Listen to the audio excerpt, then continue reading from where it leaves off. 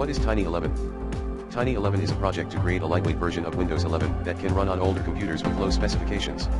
Tiny11 is based on Windows 11 Pro 22H2 and includes everything you need for a comfortable computing experience, since this tool doesn't have the bloat and clutter of a standard Windows installation. It is still under development, but it is already a viable option for users who want to run Windows 11 on older computers. Tiny11 is available for download from https://archive.org/details/tiny-1111_202302. To install Tiny11, you will need a USB drive with at least 8 GB of storage space. Once you have downloaded the Tiny11 installer, follow these steps to install Tiny11 on your computer. 1. Boot your computer from the USB drive. 2.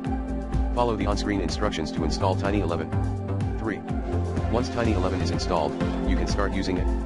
Tiny11 is a great option for users who want to run Windows 11 on older computers. It is lightweight, fast, and stable. If you are looking for a way to breathe new life into an old computer, Tiny11 is a great option.